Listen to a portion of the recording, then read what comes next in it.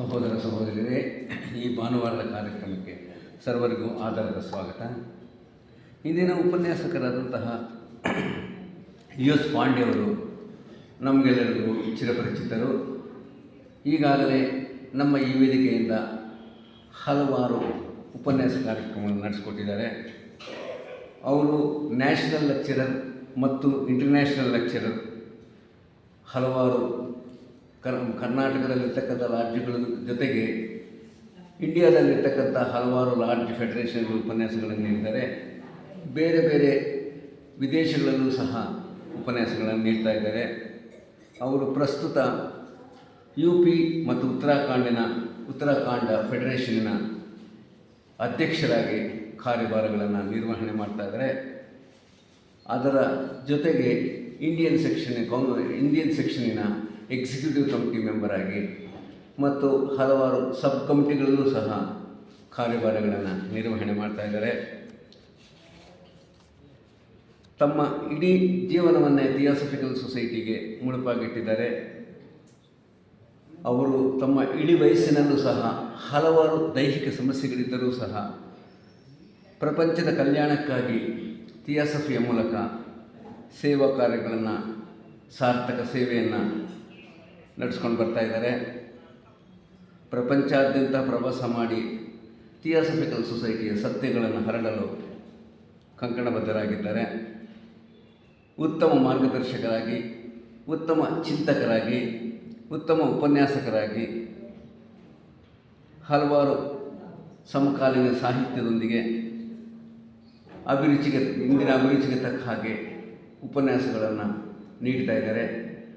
Theosophical ಸೊಸೈಟಿಯ Indian ಸೆಕ್ಷನ್ನ ಆವರಣದಲ್ಲಿರ್ತಕ್ಕಂತಹ college ಮತ್ತು ಹೈಸ್ಕೂಲುಗಳಲ್ಲೂ ಸಹ ವಿದ್ಯಾರ್ಥಿನಿಯರಿಗೆ ಅವರು ಉಪನ್ಯಾಸಗಳನ್ನು ಉಣಬಡಿಸ್ತಾ ಇದ್ದಾರೆ. ಒಟ್ಟಿನಲ್ಲಿ ಹಲವಾರು ವೇದಿಕೆಗಳಿಂದ ಥಿಯೋಸಫಿಯ ಪ್ರಚಾರ ಮತ್ತು ಪ್ರಸಾರಕ್ಕಾಗಿ ಕಂಕಣಬದ್ಧರಾಗಿದ್ದಾರೆ. ಅವರು ಈ ದಿನ ಪಾರಮಿತಗಳು ಈ ವಿಷಯವಾಗಿ ಉಪನ್ಯಾಸವನ್ನು ನೀಡಲಿದ್ದಾರೆ. ಅವರಿಗೆ ನಾನು ಸಿಟಿ ಲಾಡ್ಜಿನ ವತಿಯಿಂದ ಈ ದಿನದ ಕಾರ್ಯಕ್ರಮಕ್ಕೆ ಆತ್ಮೀಯ ಸ್ವಾಗತವನ್ನು ಕೋರ್ತಾ ಇದ್ದೀನಿ. ಅದೇ ರೀತಿ ಈ ದಿನದ ಸಭೆಯ ಅಧ್ಯಕ್ಷತೆಯನ್ನು ಫೆಡರೇಷನ್ನಿನ ಕಾರ್ಯದರ್ಶಿಗಳಾದಂತಹ MS ಶ್ರೀಧರ್ ಅವರು ವಹಿಸಿದ್ದಾರೆ. ಅವರಿಗೂ ಸಹ ನಾನು ಈ ದಿನದ ಕಾರ್ಯಕ್ರಮಕ್ಕೆ ಆತ್ಮೀಯ ಸ್ವಾಗತವನ್ನು ವಹಿಸ್ತಾ ಇದ್ದೇನೆ.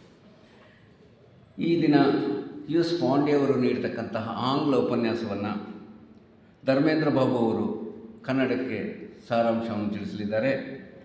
ಅವರು ಅಕೌಂಟ್ಸ್ ಡಿಪಾರ್ಟ್ಮೆಂಟ್ ಸ್ವಪ್ನ ಬುಕ್ ಹೌಸಲ್ಲಿ ಕೆಲಸ ಮಾಡಿಕೊಂಡಿದ್ದಾರೆ. ಥಿಯೋಸಫಿಕಲ್ ಸೊಸೈಟಿಯ ನಮ್ಮ ಈ ಲಾಡ್ಜಿನ ಸದಸ್ಯರು ಡಿಪ್ಲೊಮಾ ಇನ್ ಕಂಪ್ಯೂಟರ್ ಸೈನ್ಸನ್ನು ಮುಗಿಸಿಕೊಂಡು ಆಧ್ಯಾತ್ಮಿಕ ವಿಷಯಗಳಲ್ಲಿ ಸಾಕಷ್ಟು ಆಸಕ್ತಿ ವಹಿಸಿ ಹಲವಾರು ಕಾರ್ಯಕ್ರಮಗಳಲ್ಲಿ ಭಾಗವಹಿಸ್ತಾ ಇದ್ದಾರೆ. ಈ ದಿನ ಅವರು ಪಾಂಡೆ ಅವರ ಆಂಗ್ಲ ಉಪನ್ಯಾಸವನ್ನು ಕನ್ನಡಕ್ಕೆ ತರ್ಜುಮೆ ಮಾಡಿಸಿದ್ದಾರೆ. ಅವರಿಗೂ ಸಹ ನಾನು ಈ ದಿನದ ಕಾರ್ಯಕ್ರಮಕ್ಕೆ ಆತ್ಮೀಯ ಸ್ವಾಗತವನ್ನು ಕೋರ್ತಾ ಇದ್ದೀನಿ. ಈಗ ಕೆಲವು ಪ್ರಕಟಣೆಗಳು.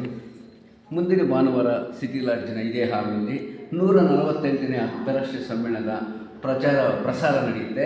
ಪ್ರೊಜೆಕ್ಟರ್ ಮೂಲಕ ಅಡಿಯಾರಿನಲ್ಲಿ ನಡೀತಕ್ಕಂಥ ಕಾರ್ಯಕ್ರಮಗಳ ವಿವರಗಳನ್ನು ಇಲ್ಲಿನೇ ನೀವು ಯಾರ್ಯಾರು ಅಡಿಯಾರಿಗೆ ಬರಲ್ವೋ ಅವರು ಇಲ್ಲಿನೇ ಸಹ ಅದನ್ನು ವೀಕ್ಷಿಸಬಹುದು. ವಿವರಗಳನ್ನು ಯಮುನಾವತಿ ಅಥವಾ ತೇನ್ಮೌಳಿ ಅಂತ ತಿಳ್ಕೊಂಡು ಯಾರ್ಯಾರಿಗೆ ಆಸಕ್ತಿ ಇದೆಯೋ ಆ ದಿನ ಆ ಕಾರ್ಯಕ್ರಮದಲ್ಲಿ ಭಾಗವಹಿಸಬಹುದು. ಬೆಂಗಳೂರು ಸಿಟಿ ಲಾಡ್ಜಿನ ಸಭಾಂಗಣದಲ್ಲಿ 11ರಿಂದ 12 ಗಂಟೆವರೆಗೂ ಭಾರತ ಸಮಾಜ ಪೂಜೆ ಮತ್ತು ಗೋಷ್ಠಿಗಾನ ತರಬೇತಿ ನಡೆಯುತ್ತೆ. ಪ್ರತಿ ಕೊನೆಯ ಭಾನುವಾರ ರೌಂಡ್ ಟೇಬಲ್ ಮಕ್ಕಳಿಗೋಸ್ಕರ ಕಾರ್ಯಕ್ರಮ ಇದೆ. ಲೋಟಸ್ ಅಧ್ಯಯನ ತಂಡದ ವತಿಯಿಂದ ಸಿಟಿ ಲಾಡ್ಜಿನಲ್ಲಿ ವಾರದ 7 ದಿನವೂ ಸಹ ಭಾರತ ಸಮಾಜ ಪೂಜಾ ಕಾರ್ಯಕ್ರಮ ನಡೆಯುತ್ತದೆ. ಪ್ರತಿ ಶುಕ್ರವಾರ ಬೆಳಗ್ಗೆ 10ರಿಂದ ಭಾರತ ಸಮಾಜ ಪೂಜೆ, 10:40ಕ್ಕೆ ಸಾರ್ವತ್ರಿಕ ರೋಗೋಪಶಮನ ಧ್ಯಾನ, 12ರಿಂದ 1 ಗಂಟೆಯವರೆಗೆ ಜೀವಿತವಿರುವುದೇ ಜೀವಿಸುವುದಕ್ಕೆ ವ್ಯಾಸಂಗ ತರಗತಿ ಇರುತ್ತದೆ. ಪ್ರತಿ ಭಾನುವಾರ 11ರಿಂದ 12 ಗಂಟೆಗೆ ಬ್ಲಾವರ್ಸ್ಕಿ ಸಭಾಂಗಣದಲ್ಲಿ ಬೇಸಿಕ್ ಥಿಯೋಸಫಿ ಗ್ರಂಥದ ಅಧ್ಯಯನವನ್ನು ಉದಯ್ ಕುಮಾರ್ ಅವರು ನಡೆಸಿಕೊಡ್ತಾರೆ. ಥಿಯೋಸಫಿ ಮತ್ತು ಧ್ಯಾನ ಶಿಕ್ಷಣ ಶಾಲೆ ಬೆಂಗಳೂರು ಸಿಟಿ ಲಾಡ್ಜಿನ ಕಾರ್ಯಕ್ರಮ ಧ್ಯಾನಾಸಕ್ತರ ಅನುಕೂಲಕ್ಕಾಗಿ ಗುರುವಾರ ಹೊರತುಪಡಿಸಿ ವಾರದ 7 ದಿನವೂ ಸಹ 6 ದಿನವೂ ಸಹ ಬೆಳಗ್ಗೆ 9:15 ಮಧ್ಯಾಹ್ನ 1:45 ಧ್ಯಾನ ಮಂದಿರ ತೆರೆದಿರುತ್ತೆ. ಆಸಕ್ತರ ಸದುಪಯೋಗವನ್ನು ಪಡಿಸ್ಕೋಬೋದು. ಬೆಂಗಳೂರಿನ ವಿವಿಧ ಲಾಡ್ಜಿಗಳ ಕಾರ್ಯಕ್ರಮ ಹೀಗಿದೆ. ವ್ಯವಸ್ಥಿತ ಥಿಯೋಸಫಿಕಲ್ ಲಾಡ್ಜ್ ವಿಜಯನಗರ ಲಾಡ್ಜಿನಲ್ಲಿ 30/12 2023 ಶನಿವಾರ ಈ ವಾರ ಉಪನ್ಯಾಸವಿಲ್ಲ. ಅಡಿಯಾರ್ನಲ್ಲಿ ಕಾರ್ಯಕ್ರಮ ಇರೋದ್ರಿಂದ ವಯೋಸ್ಥ ಥಿಯೋಸಫಿಕಲ್ ಲಾಡ್ಜಲ್ಲಿ ಉಪನ್ಯಾಸ ಇರೋದಿಲ್ಲ.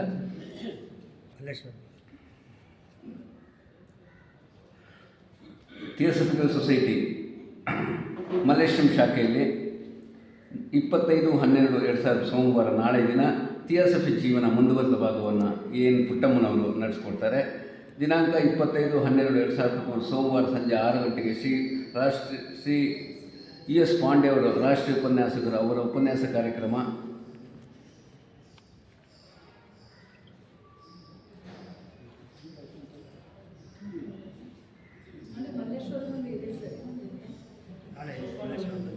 ಬರ್ಕೊಡ್ಬೇಕು.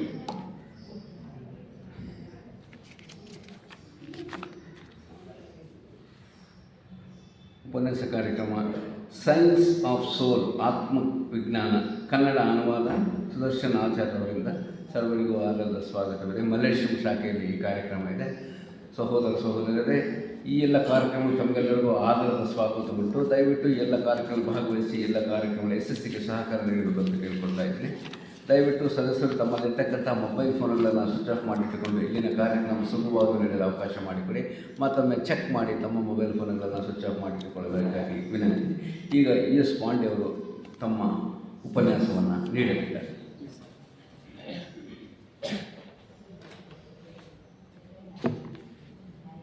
Thank you, Brother Sanat Kumarji, for introducing the topic and me also. Dear Brother Sridharji, Sanat Kumar Vyasji, Dharmen,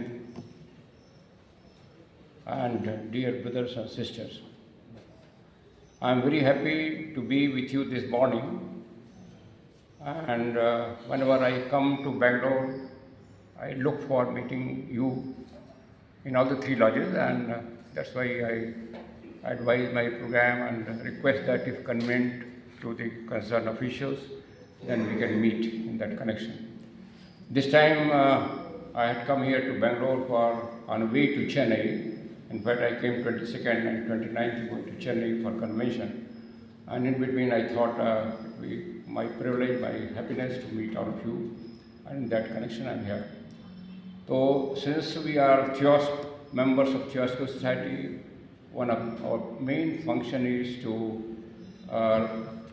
share views on theosophical literature, theosophical philosophy, and for that purpose these talks are arranged, study camps are arranged.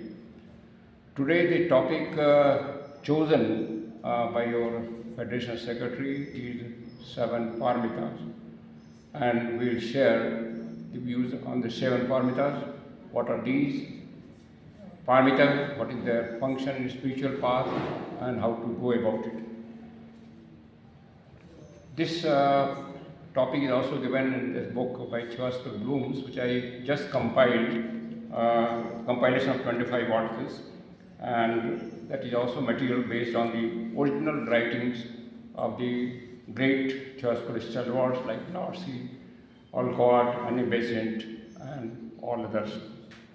Coming to Paramitas, all of us and most of us are familiar with the voice of silence, which is considered one of the noblest and highest spiritual book for the sadhana, for the yoga, for the meditation. That is based on Mahayana Buddhism, and in that this idea of 7 portals or 7 Paramitas has come. Before that, if you look into your Hindu scriptures, our Hindu scriptures, highest even Gita, Bhagavad Gita, Upanishad, at least I do not find any idea of these 7 portals or 7, of course in that the references are there on that topic, but not in this fashion. So this is a specialty of Mahayana Buddhism, and where the ultimate aim is that when man or women, when they attain the highest goal of human life, like Jivan Mukti or liberation, then their next stage, and that is called highest stage, even renounce that thing and to be in the world for serving the humanity. This idea is not appearing in our other scriptures, either Hindu scriptures or Christian scriptures. But of course, there is some indication when Lord Krishna tells in Bhagavad Gita that all the fruits of karma have to be given for the lok sangra, for the welfare of the humanity. The highest fruit of the karma is liberation, mukti, so that is also to be given. So in that way we can interpret yes, but not very clearly. So the voice of silence, the book is in 3 fragments. Fragment 2 talks about 2 paths, and fragment 3 deals with the 7 paramitas. 7 porters, it is also called 7 keys called, we'll discuss what is the difference between keys, porters and paramitas. And when the disciple has reached a certain stage, almost lost stage, when he just become perfect, which is the purpose of the human life evolution, then he is chosen, he is given choice of 2 paths according to this voice of silence. The path is 1, but at the end it becomes 2, 4, and there you have got a choice whether you go to left side or right side. The choice is made by the disciple. The one path is the path of liberation, Jivan Mukti, Moksha, and other path is to be entitled to moksha, liberation, but renounce it and be in the world for serving the humanity. So the first path, they say it is the path of yoga, 4-fold path, pratyahar, dharana, samadhi, which leads to liberation. And the second path is to travel through the 7 portals. That means your 4-fold path, yoga, merely attaining the Kaivalya state will not sufficient for this path, for that you have to. So it is also said that it is very difficult naturally, and they have compared that 4-fold path like Jivan Mukti, easier path, though of course it is not easier for most of people, but when comparing the 2 paths, it is said that easier path like a winding, going up the hill, winding path, whereas the 7 portal path has been compared like a steep ascent on the hill. So that is a difficult one, and there is a lot of dangers and distractions on this path, which they have compared the 7 portals. Each portal have got a guard who has to give entry to that portal, and there is a key. So these are allegorical description. That means there are 7 stages, and every 7 stages there are difficulties which a disciple has to overcome by his own inner will, inner purification of mind. And these forces which obstruct us, they have been compared at very cruel powers. Now these cruel powers are not some outside power. They are our own lower desires, lower vasanas, lower feelings, which rise up when the person tries to do something and they obstruct it. And that becomes very hard to overcome them also. So that is why that is mentioned, very cruel, crafty powers, they await at every gate. If you have read that Light of Asia, even Gautam Buddha, just before attaining enlightenment, description there, he felt to be attacked by an army of Mara. An army of Mara is nothing that is a vertical description of his own subtle lower vasanas, lower desires, which rise up even at that stage. So this is the same idea he brought here. A good and pious man practices virtues. Now these 7 paramitas means transcendental virtue. The virtues we know, commonly we have to know that everybody should give dan, everybody should come, and the conduct should be sadachar, 6 points are mentioned at the feet of master. But that is not sufficient for this path. Here those virtues have to be taken to perfection. So we'll see some of the points how the virtues can be called perfection and what is required of that. Which the level of perfection is not possible, is not within the capacity of ordinary man. That's why ordinary man has to practice, start practicing, but immediately he cannot say that I will attain perfection. But if he is constantly trying, and without discouragement, without despair, without getting disheartened, then success is bound to come. That is also assurance given. So everything depends on one's inner will, one's inner commitment, one's inner perseverance. This is a very clear signal given. So they must some kind of, this is not some kind of religious virtue where we perform some rites, some ceremonies, or be in worldly sense we feel only social morality. So that is good for our worldly life, but that is not sufficient for this one. Hence it is said that to travel on this path requires adamantine will, very hard will is required, willpower is required, and also dauntless heart, the heart which does not get effort of any danger, even at the peril of the life. You have to surrender your life, you have to prepare that. So adamantine will and dauntless heart is required. We should not be afraid of any situation in the life which come. So, hence the disciple warned, the rugged path of fourfold dhyana winds up on the hill, as I mentioned to you, and thrice great to be he who climbs to the top. Even the person who reaches winding hill, he is also a great person, because to attain even liberation is not such an easy thing. Then Paramitas heights are crossed to a still steeper path.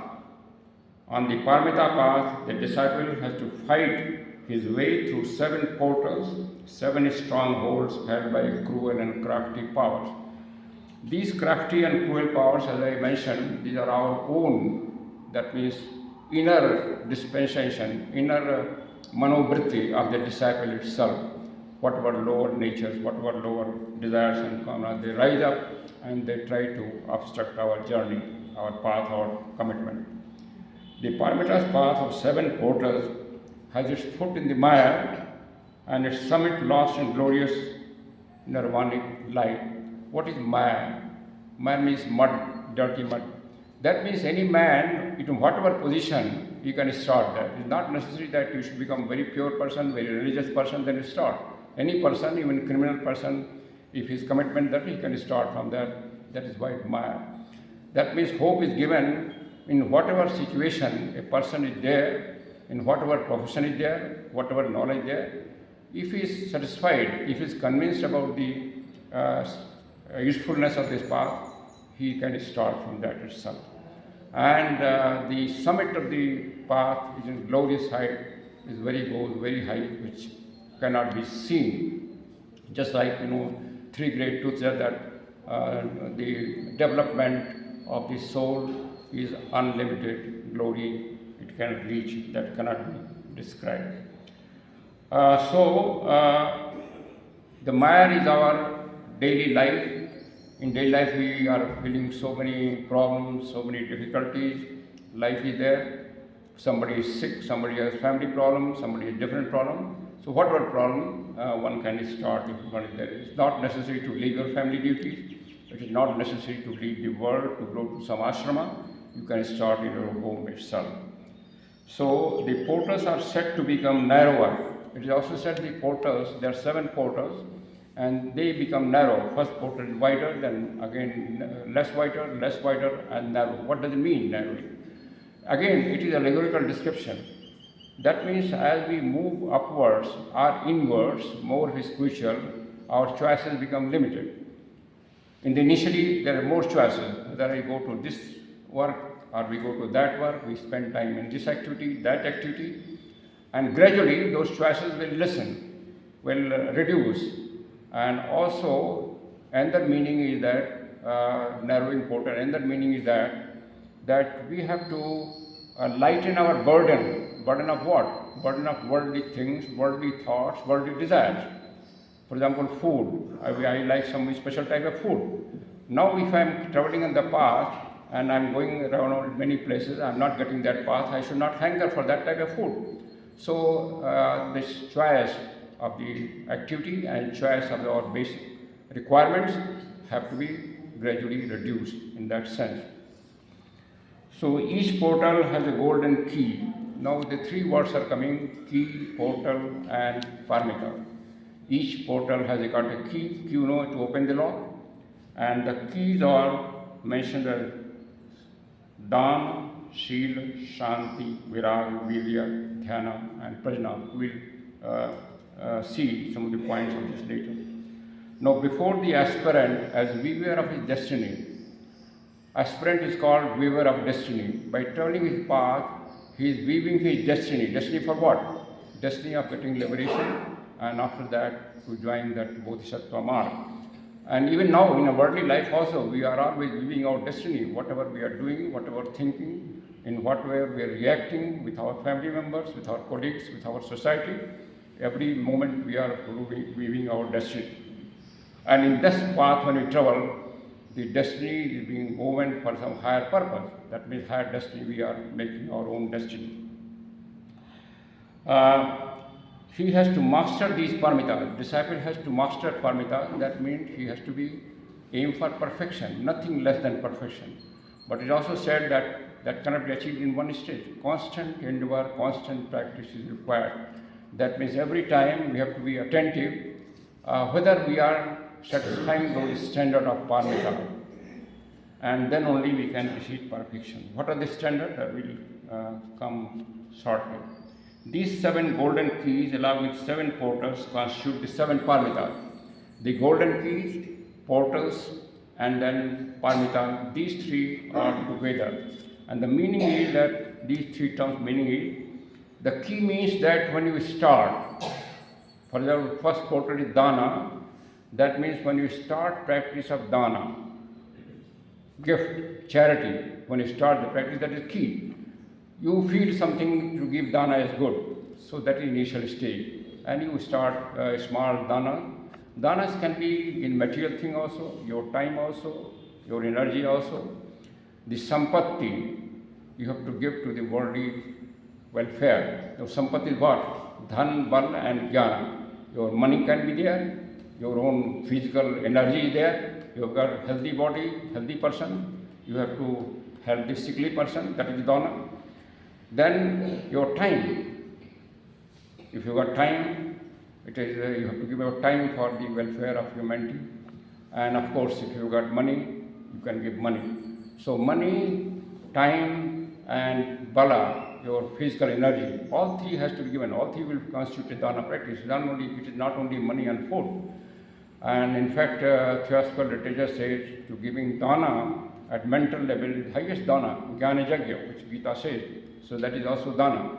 Whatever we learn, whatever we know, whatever we study, we have to share with that. And that is also dana, and give the time. So these 3, key, portal. Portal means when we start serious practice of this thing. For dana, and seriously practice. Starting, that means key, and the serious practice is entering the portal. And when we attain the perfection or near perfection, that is paramita. Paramita is almost perfection. So these 3 stages can be also described as entrance, learning, and achieving. Entrance, learning, and achieving. When I just enter the path, that is key. When I am practicing, that is the portal. And when I am achieving perfection, that paramita. So these 3 will be there at every stage. So these virtues are termed paramitas. Para means pare, transcendental. That means these virtues are the highest achievable virtue by any man, any woman. They are transcendental virtues because these virtues lie beyond the capacity of the common man. And only virtue of this, like honesty, truthfulness, becomes transcendental when we practice to the hill. That's why Master one of the letters says to practice ordinary virtues like being honest, like being good, like being truthful, like being kind. This is not sufficient. This is only negative virtues. That means we are protecting ourselves from the vices. So he said this is not sufficient. This can be starting point, but you have to develop these virtues to perfection. In the notes of Blavatsky, she writes that paramitas are the transcendental virtues, and there are 10 for the priestly class, 7 for the household, for the common man, and 10 for the priestly. The priestly means the who are advanced sadhaka. Not when it says priestly, priest doesn't mean priest of a temple. That means an advanced practitioner, advanced sadhaka. The Leadbeater in his books on the talk on occultism, he mentions some other literature when he talked to the Buddhist monk in Sri Lanka. There these 7 paramitas are described somewhat differently, and they are said perfect charity, perfect morality, perfect truth, perfect wisdom, and this way they are described. In Awakening of Faithful, Ashwagosha is a Buddhist scholar. He is described as charity, dana, shila, shanti, vairagya, prajna, and dhyana. He also said that in the Voice of Silence, in the initial edition of 1924, there is a footnote which was given where these paramitas were described, and in later editions of the Voice of Silence, this note has been omitted. As I mentioned, that this system is mainly a Mahayana Buddhism, which is called Northern Buddhism. So since Dalai Lama is also belongs to that system, he has mentioned in his talk in the book Bodhisattva Acharya Avatara. Here he mentions in Tibet is a seat of the Buddhism. There Buddhism is followed in 3 stages. Initial stage is 4 noble truth, that is Shravakyana, 4 noble truth. You know, there is misery, there is a cause for misery, there is way for remove misery, and there is way. So 4 noble truth initial stage. And second stage is the 7 paramitas, second stage. And then he said the third stage is mantra or Vajrayana, where certain invocation is made to the higher power, to the Adibuddhi power. So, but there the description of paramitas, slightly words are different. The Bodhisattva paths consist of practice of the 6 or 7 paramitas. The paramitas mentioned somewhere 6 and somewhere 7. In fact, most of the places you mentioned 6 only. In the Voice of Silence it is mentioned 7. And the reason for that, given that probably Blodsky wanted to align this whole system of paramitas with the 7-fold classification, like 7 principles of man, 7 planes of matter, and that's why she added the vairagya in between middle portal. Vairagya paramita is not appearing in other descriptions. This is added only in Voice of Silence by Blodsky, so that to make the system in accordance with the 7 principles as followed of man.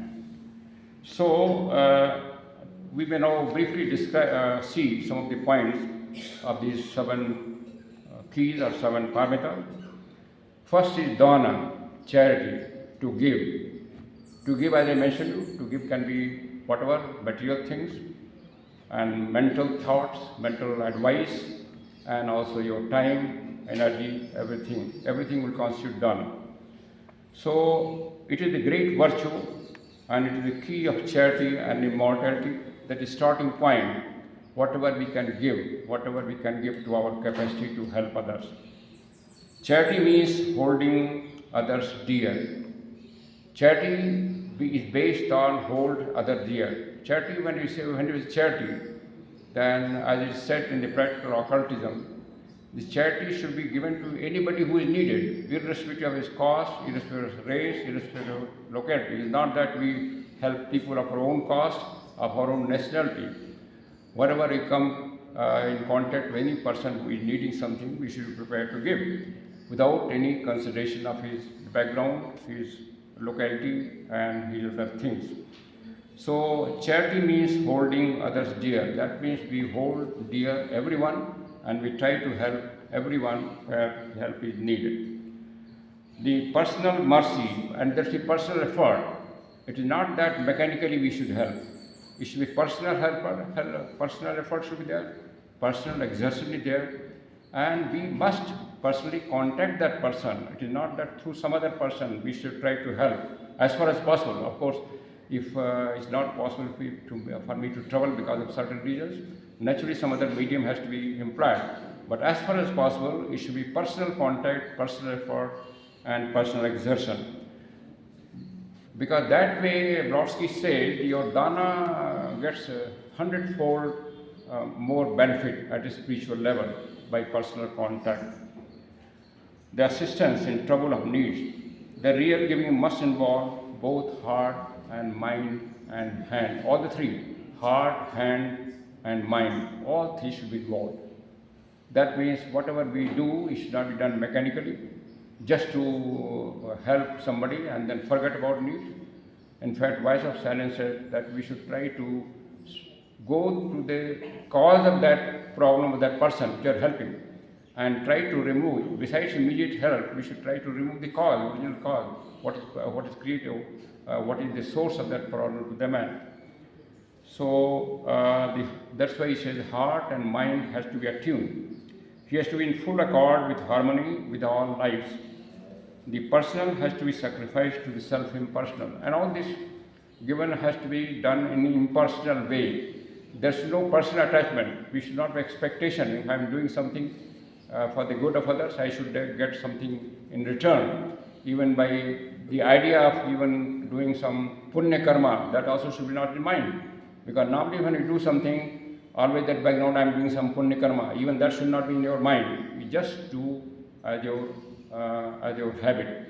Just like I'm breathing in, breathing out, I'm not thinking why I'm breathing in, breathing out, but it's going on. So the dana should be given like natural habit without any conscious effort, without any conscious thinking. Then only it becomes paramita.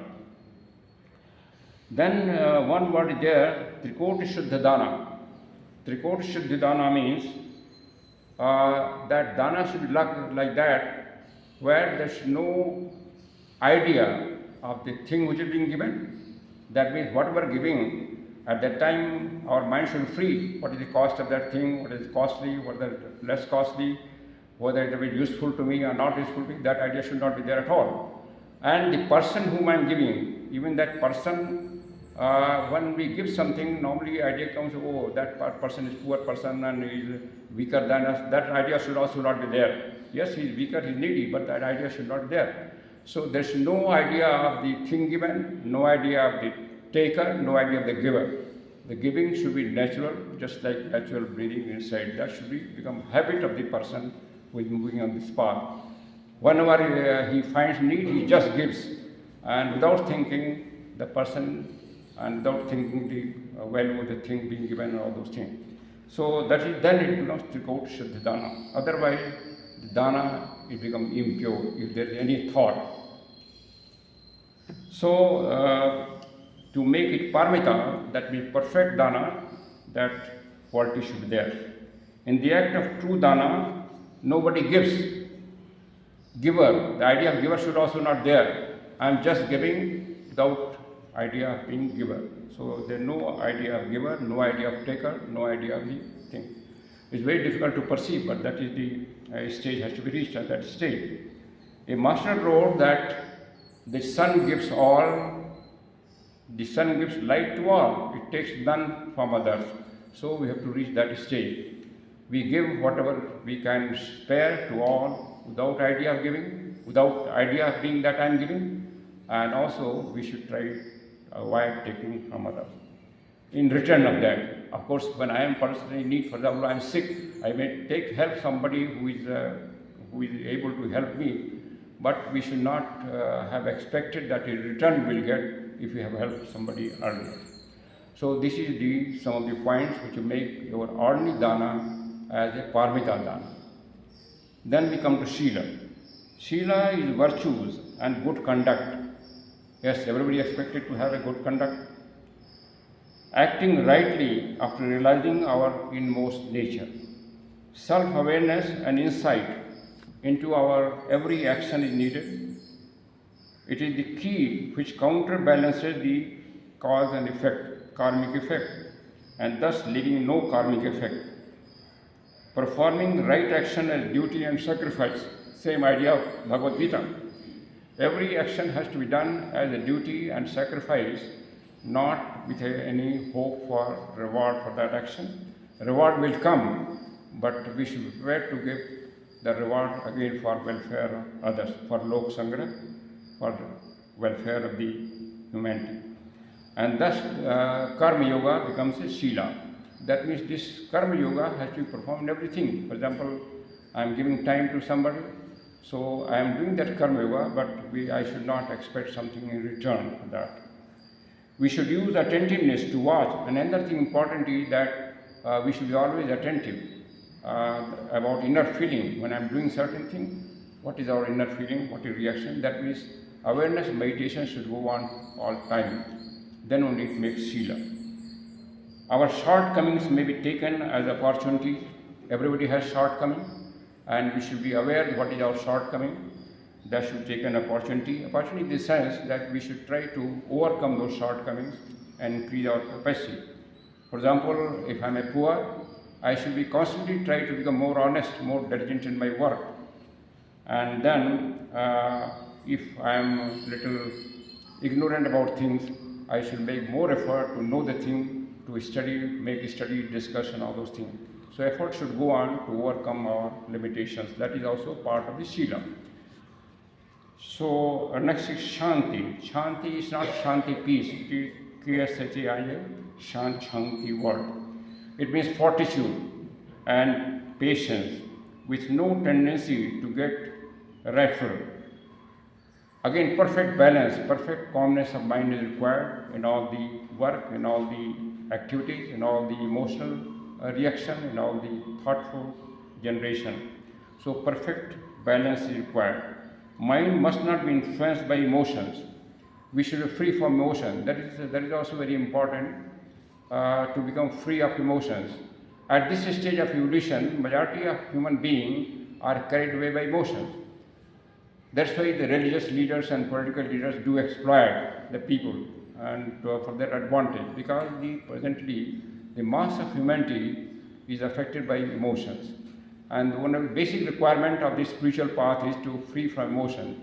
That means to develop viveka. We should see every activity by viveka, what is right and what is wrong, not by simply carried by emotions.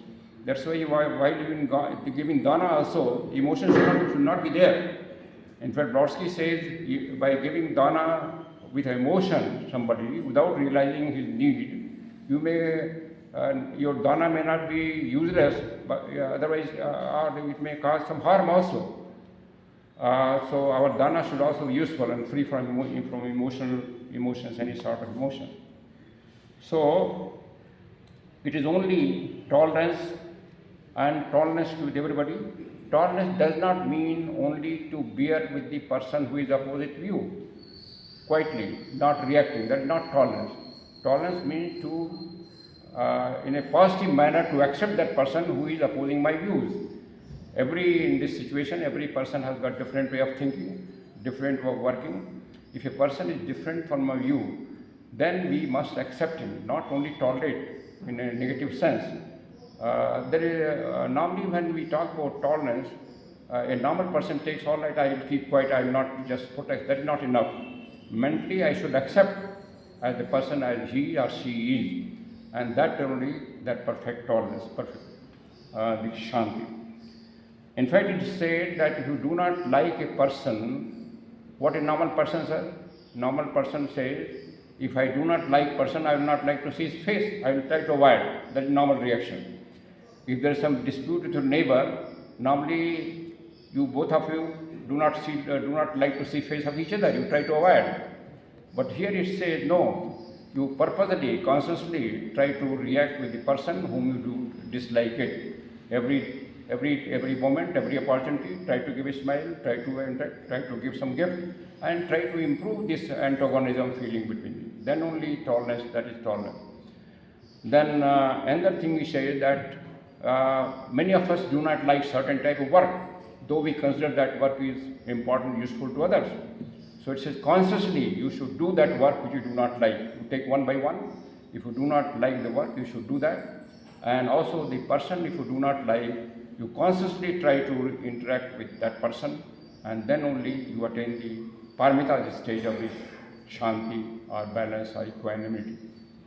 So if you see, these are the differences here. So we should not avoid the dislikable. The first thing, we should not avoid dislikable. We must interact with the dislikable to convert into likable. If you constantly appeal, you convert. That's why it is said in the Dalai Lama teachings, or even Jesus Christ teaching, the enemy is not to be treated as enemy. If a person is doing enmity to us, even we should try to cultivate goodwill for the enemy also. In fact, Dalai Lama says that enemy is your great teacher, Mahaguru, on a spiritual path. He says, without enemy you cannot proceed on a spiritual path. When I first read it, I felt it awkward. Without enemy you cannot travel on the spiritual path. Because he says only enemy can test your what? Patience and forbearance. Your friend will not test. Friend will also always praise you. The enemy will criticize you and he will test your patience and endurance. And perfect patience and endurance is necessary for the spiritual path. So same idea is brought here. The Shanti, perfect Paramitas of Shanti will be there when the manner, in that manner, we try to person, even the person who is having enmity to me. Enmity need not be a foreign country enmity. Enmity can be our neighbor and even family also. People do not like some differences. So all those things have to be accepted in a positive way. That is the idea. So endurance means to give up again and again our tamasic and rajasic habits. And we must have a awareness about rajasic and tamasic habits and try to remove those habits. That is also part of the Shanti Paramita. Shanti constitutes three important stages. What are the stages? First, unselfishness of the purpose.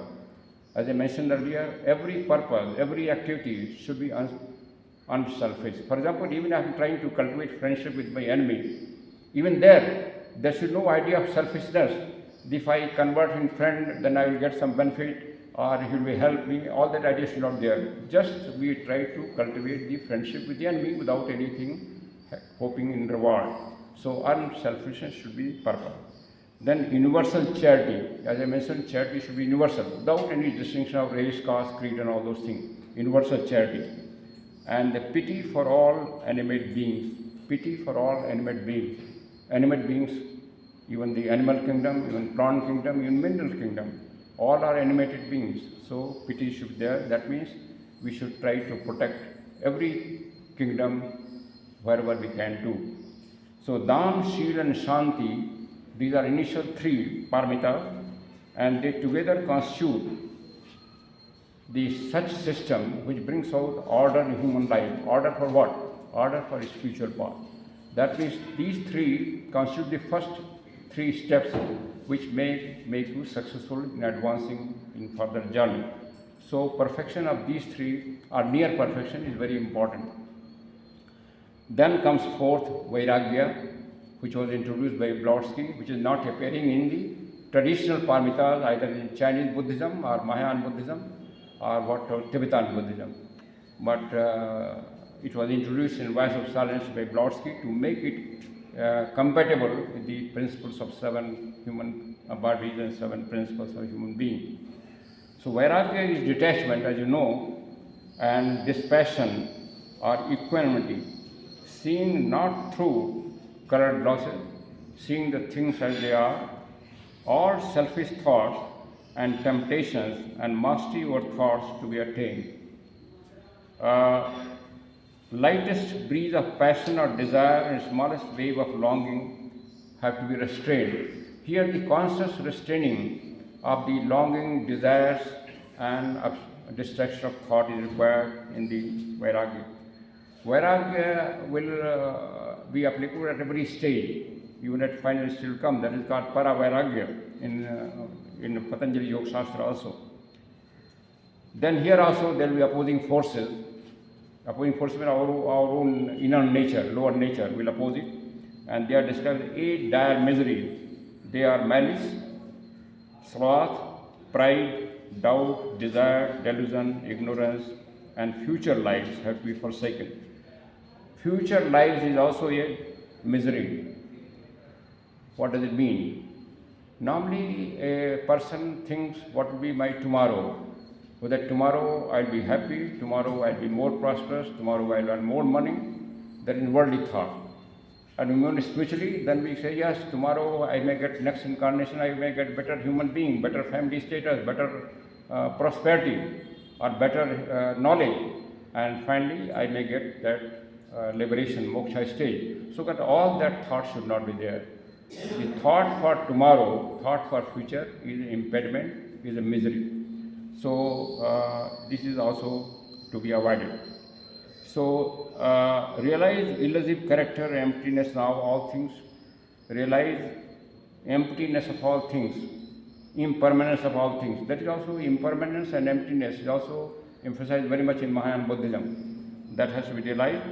And soul and mind both have to be controlled when crossing this gate of balance. Soul and mind both has to be controlled. And the middle portal. Now control of mind we understand. What does it mean control of soul? How to control soul? The soul, the purpose of soul, Jivatman, is to get moksha. So if we eliminate that idea of moksha, I am doing the work without any idea of attaining moksha, then that is the controlling soul. Controlling mind, everybody knows that we should control our thoughts. So mind and soul both have to be controlled. Now, when we control soul, then who is controlling soul? When we try to control soul, all those finer, subtler desires, even desire of moksha, that means our monad, our atma, that becomes active and it controls the tendency of the soul also. So this Gyan Marg, or path of pure knowledge of Paramitas, the aspirant has to feel himself all thought, and yet all thoughts should exclude from his mind. That means he should be sensitive to the thought of entire world, thought of others, and he should become insensitive to his own thought. That means he should, or he or she should not give primary importance to personal thought, but he should respect others' thought. This is the idea. So then virya. Virya is courageousness, endurance, the dauntless energy that fights its way to supernatural truth, virya. That means we should be always have sufficient energy to all these things. Doing spiritual work requires more energy than doing worldly work, more energy at mental level and also physical level necessary. So we should be always, our habits should be full of energy. It should not be something unwillingness, and it should be willingness, cheerfulness with cheerful effort. Diligence has to be there all through. It is related to Shanti. Endeavor is finding joy in doing. Whatever we are doing, we should be inner satisfied, satisfaction, inner joyful. It should not be any disheartenedness in doing any work. Unwillingness in any work should not be there. There should not be laziness. The laziness has got three aspects. One is that I am not prepared to give my time to these activities. I am more happy to seeing the TV serial, doing something recreation work. That is one sort of laziness in the spiritual path. Second is to doubting your own capacity. Oh, I cannot study that, I cannot give that time. That is also a feeling that has to be overcome. And then negative activities, all these form part of laziness. The person has to overcome all these three aspects of laziness. That means he must see that how his time is spending, and he must not doubt his capacity. Every human being has a capacity, he must believe it. Only willpower is required. So, related to these are the taking undue pleasure in idleness. We should not just keep lying idle in our bed or doing something recreational activity.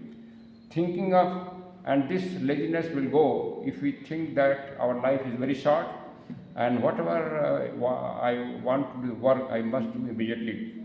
That's why our Saint Kabir, you have heard the Saint Kabir name? Very famous saint.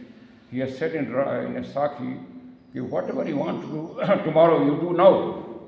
Whatever you want to do now, you do now. Whatever you want to do tomorrow, you do today. Whatever you want today, you do now itself, because you don't know when you go away, when you dissolve, when you die. So this idea is brought here. We should not postpone whatever work is to be done, that has to be done at the earliest. Whatever good work. That is also part of virya. If one should think very high, and we should not think oneself very high also, very low also. If I think myself very high, then my colleagues will not like me.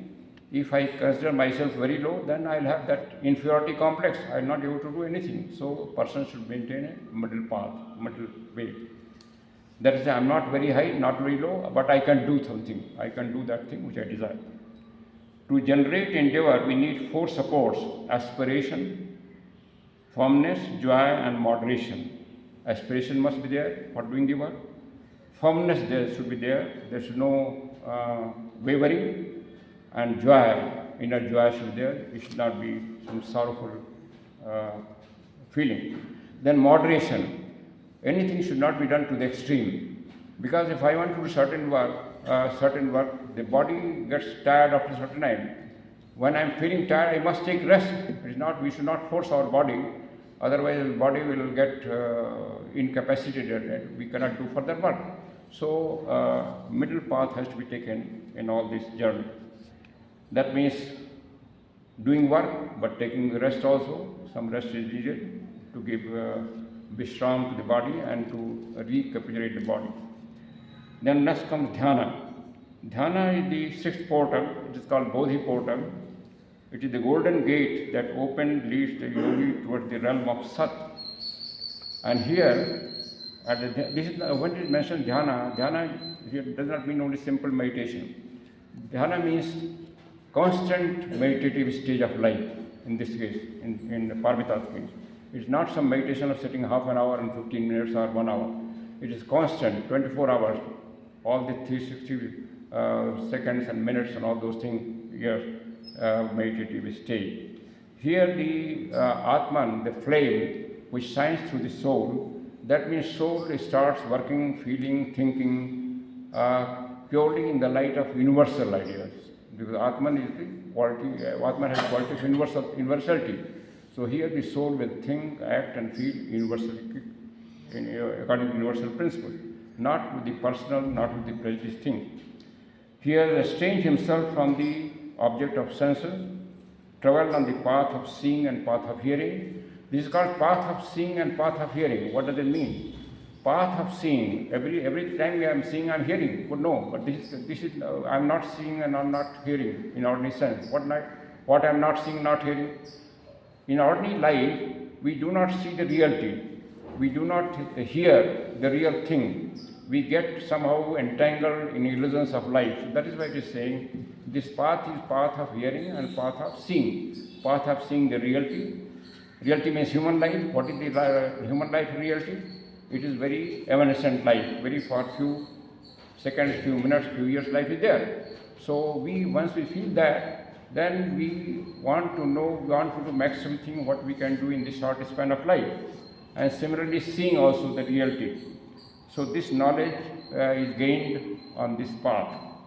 He has reached Titiksha state where completely indifferent, completely equanimity is there, nothing can disturb us. Dhyana involves quietening a mind and seeing things as they are. Dhyana is called Samatha Vipassana. That means we see everything as it is. Then comes last Prajna. Prajna is ultimate wisdom, is the key to which makes of a man a god, creating him a bodhisattva, son of Dhyani. This Prajna Paramita, or the Paramita of wisdom, is inconceivable, inexpressible, and indescribable. This highest Paramita, it cannot be described, it cannot be expressed, it cannot be conceived, it can be only experienced, perceived, if one desires to perceive. That is, at that stage, we get the feeling, what we call in our Hindu scripture, Brahma realized. A person becomes Brahma realized, what Upanishad says. And that stage cannot be described, cannot be expressed by any human mind, because our mind is limited. It is not born, Paramita is not born, nor cannot be comprehended. Prajna is nothing but seeing things as they are. Prajna is nothing but seeing. When we are talking Prajna, this is not Prajna in the worldly sense. Prajna is seeing the things as they are. What is the human life? What are the other lives? What for the purpose of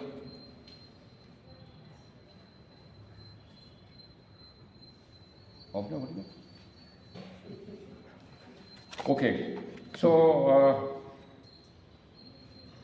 there was a mantra in Buddhism which says Gate, Gate, Paragate. This I quote in the article. This is not given voice of silence. Paragate, Paramsugate, and Bodhiswaya. This means that this path has to be done slowly, slowly. Slowly means in the sense that I cannot do hurry. It's not something doing hurry and perfect. It has to become perfection. So perfection is required. Some order is required, and orderliness also means not in hurried manner. Then every stage we go paragate, we proceed, we progress, and finally we reach the soul, we reach the stage, and then we sacrifice that thing, we do swaha. That means sacrifice our that stage for the benefit of humanity. Now each paramita is related to our principle that the Brodsky describes, and also the qualities of chela. Dana, she says, is physical body, is related to physical principle. And here we should have perfect physical health. Physical health is necessary for performing dana.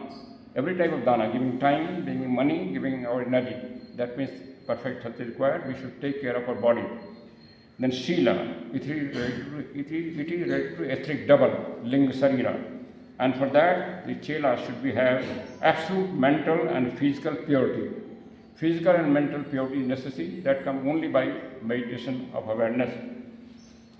Then Shanti is related to prana, and here also unselfishness, universal charity, and pity for all living beings, that quality we should consciously develop. Then Vairagya is related to Kama principle, and here truthfulness and unswearing faith in the law of karma is required. At this stage, we should be free ourselves from all the rites and ceremonies which are done for invoking gods to help us to change our karmic effect. We should become free from that stage. So, and we should firmly believe that the course of law of karma cannot be deviated, cannot be obscured by all these things. By proprietary and exoteric ceremony, we must be away from that. Then Virya related to manas, which means a courage, undaunted in every emergency, even at the peril of the life. Then Dhyana Buddhi, an intimate perception of one taking a vehicle of manifested Avalekiteshwara. Dhyana means Buddhi is related to the Dhyana, and at that stage the chela or disciple should have this feeling that I am the embodiment of the Ishvara. I am the embodiment of Ishvara. Ishvara is working through me. That feeling must come, that conviction must come. And then Prajna Atma, calm indifference to everything, but at the same time just appreciation of everything. Calm indifference to everything, but just appreciation of everything, because everything is useful in the world, in the samsara. So we should be indifferent, but at the same time appreciate everything, good and bad. So these are then perfection. It says that perfection we should not attempt that we become perfect in one paramita, then go to second, then go third. No, we should try to practice all the paramitas together, or the more than one paramita at the same time, and we should reach perfection in due course of time.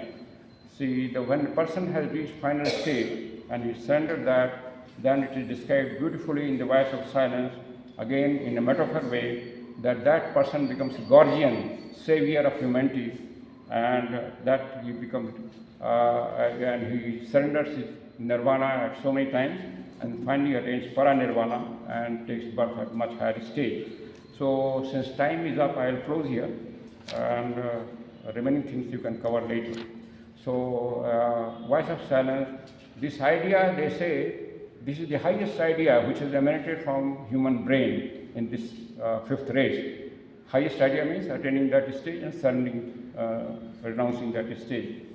And this is the highest stage which man can achieve on this birth during our Adhyatmic journey. And that's why you say Buddha and Arhat who attain this path, they are considered perfect for humanity.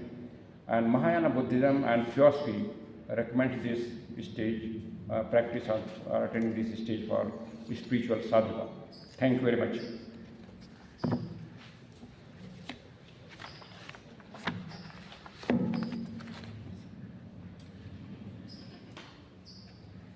ಇಷ್ಟೊತ್ತು S ಪಾಂಡೆಯವರು ನೀಡಿದ ಆಂಗ್ಲ ಭಾಷಣದ ಸಾರಾಂಶವನ್ನು